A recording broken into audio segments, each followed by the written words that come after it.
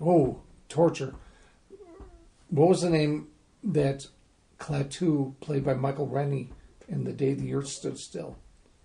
What did he say his name was when he got the room at the boarding house? That's a little Telfer game there. Yes. Torture. I caught it. I caught it. I can't remember. I can't remember how the game is played though. Well, if you know it, you can offer it to me. Like, well, I'll tell you, but then you have to give me 2 tortures, or you can raise your freaking 3 tortures for, depending on how tortured I am. See, with the Internet Movie Database, that kind of ruined the torture game in a way, because as soon as I can get on the Internet, I can relieve the torture. No, the Internet ruined everything. It did. It did. The Internet... Instant gratification for everything. Yeah, that's true. That's really but while we're sitting around podcasting, I can't think of it. Right. Well, of course, I could look it up on my smartphone. Do you know the name? No. Mr. Oh, okay, so it was a bluff. We would bluff each other, too. We would lie and tell people, oh, I know, but you have to figure it out. And then the person would go, oh, it was Mr. Jenkins. And the other person said, it was a torture for me. I tricked you. And they'd go, oh. The angst. So angry.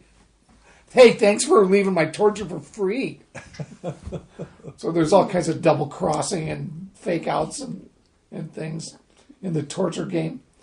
Yeah, maybe I should explain this. I don't know if we ever explained in my family the sick game that my brother and sister and I would have. When you couldn't think of something, maybe you've already figured out in context reader. Yeah, if you're reading a transcript of this podcast offered at the Library of Congress. Closed caption. We would, Marge is upping the heat in this undisclosed parlor. There we go. It's getting a little chilly in here. Say you're just talking about an episode of a television show, and you'd say, hey, you remember what that character's name was? And your brother or sister would go, no, what was it? And you go, torture. God damn it. We weren't allowed to say God damn it, but we would think God damn it. And say, well, just tell me. No, think of it. No. And so long and short of it is, if you couldn't think of it, you'd have to give in because it would bother you so much. It would torture you. It's right on the edge of your memory. You know you should remember, but you just can't. So you say, all right, what do you want? And the sibling torturing you would say, you have to give me 2 tortures right away if I have them. So that means if they are ever tortured, you have to, and you know it, you have to immediately tell them. And it was sort of like the honor system, but we would always lie in the honor, like, I don't know, even if we did know. No, you owe me 2 tortures. I don't ever remember being paid off very well in this game. I think it was just more like momentary. I had an account of so many tortures built up that I never paid off. But in the way you would fake out. If you had a torture, but no one had given it to you, you just got it on your own, you gave it to yourself, you would play the opposite game and say, hey, I got torture for you. And go, what? And you say, what was the name of the Doris Day's character in the Glass Bottom Boat? And the person would go, was it, it was Peggy. And you'd go, I couldn't, it was a torture for me and you gave it away. And then the person would get real mad. So that's basically how the torture game worked. It was a memory game. It was a lot of fun. Interesting. Yeah. And I never, ever met any other family that did this to each other. Never heard of that. I was just thinking I would be the sibling out of the 4 of us who would have tried to capitalize on the torture vouchers and keep it all organized. Yeah. No, you owe this one. Yeah. It may not be too late for you, Wendy. I mean, next time you have a family get together, family, I'd like to introduce a new fun game. No, when her family gets together and they play Trivial Pursuit, her youngest brother just has the Google ready to go. No, that was so disappointing. We finally, got back to that point where on holidays, if we're all there, it's like, oh, let's play board games. We always did that before. Yeah. Why did we get away from that? Blah, blah. Yeah. Let's play. Oh, yeah. Yeah. And now the baby's like, my smartphone. Oh, see, now that's what I threatened to do, but I did not. I kept looking at my phone, but the dial didn't do anything for me. So to get the answers, he would. Yeah, I think till we booted him out of the game. Yeah, because that's. Was he trying to do it without being noticed? No, that's what made it worse. Not even. He was just blatant. Oh, I can get this. Beep, beep, beep. Yeah. It was Mr. Jenkins. Peggy Jenkins.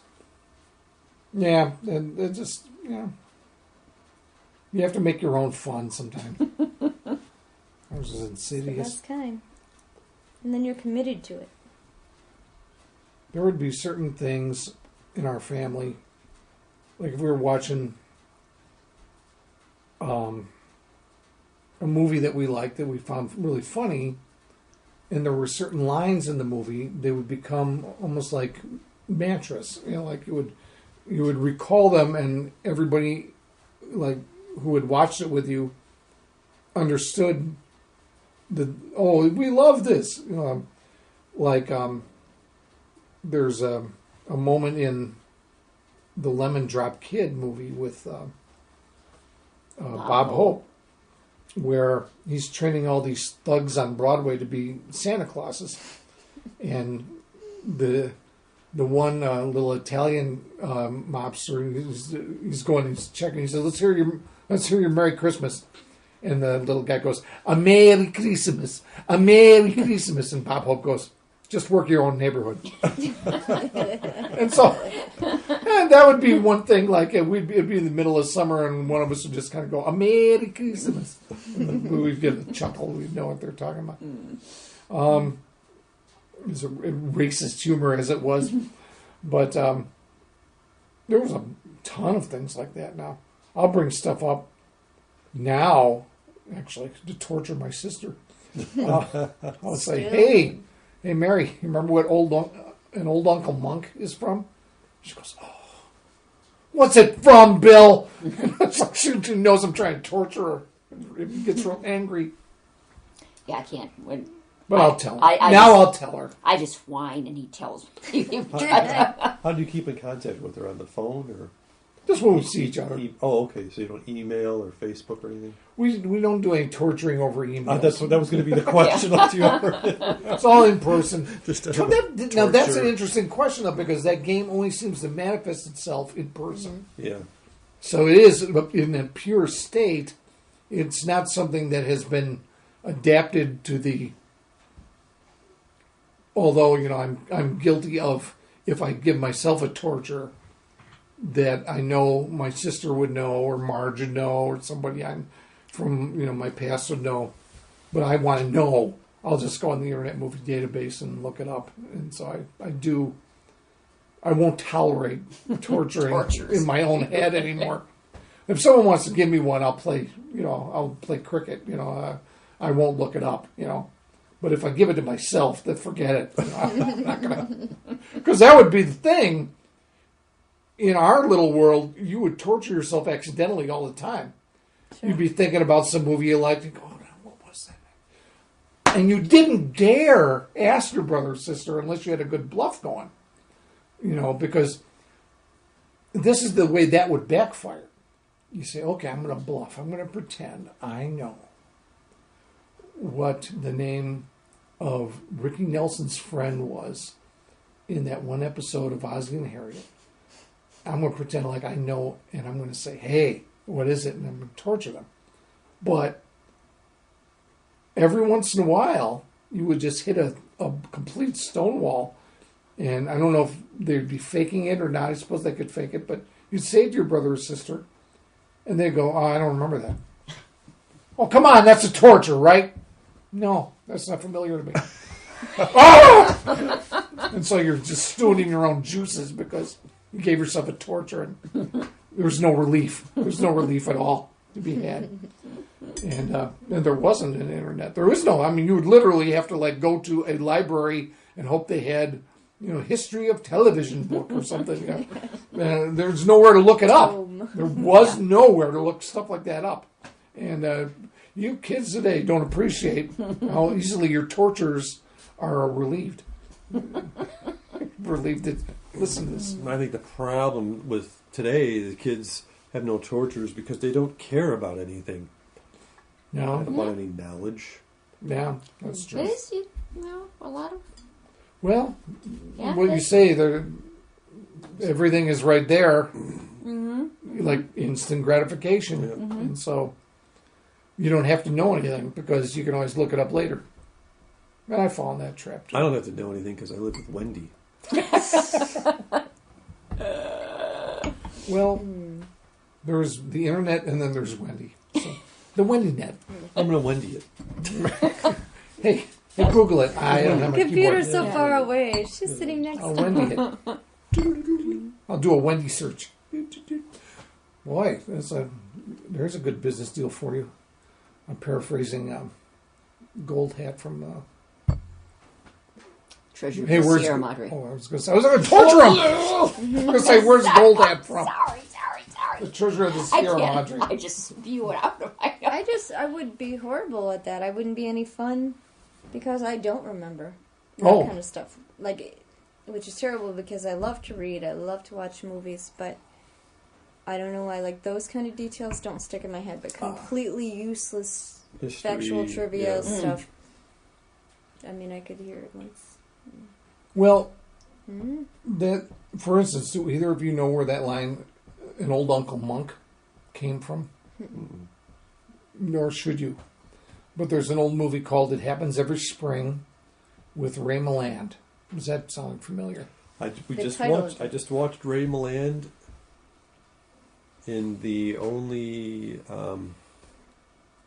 Bulldog Drummond that he starred in, right? Oh, this is right when he's early in his career. Didn't he do one? Yeah. It was John Howard for most of them, but Ray Milland did one. Do you know what it was called? No. Torture. No. But I don't know. I never knew what it was. I don't know if I remember. It was Bulldog Drummond Escapes Oh, or okay. Bulldog Drummond in Africa. That was it. It was torture. No, I'm just kidding. It wasn't torture. So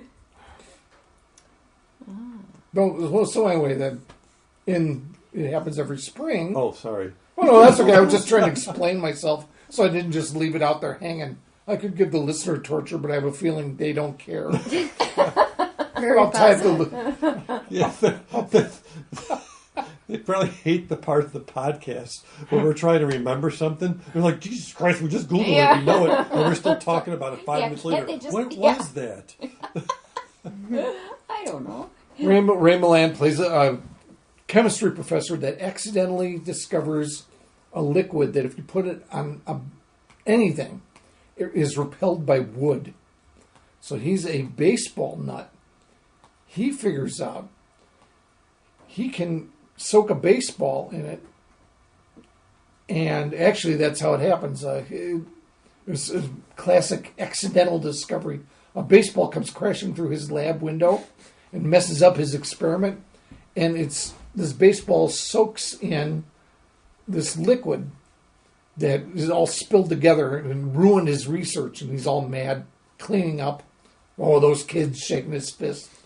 Takes the baseball out and it rolls down the counter and comes to a wooden partition and hops over the wood. And he goes, what? And it was really kind of cool special effects. So he figures out he can become a major league pitcher who can never be hit as long as he has this stuff on the ball. So he gets hired by a professional sports team because he passes the tryout. And as a kid, I mean, I loved the movie. And I haven't watched it in years. But the actor Paul Douglas plays the catcher on the team whose name is Monk. And he is assigned to be Ray Milland's roommate when they're on the road. And at some point in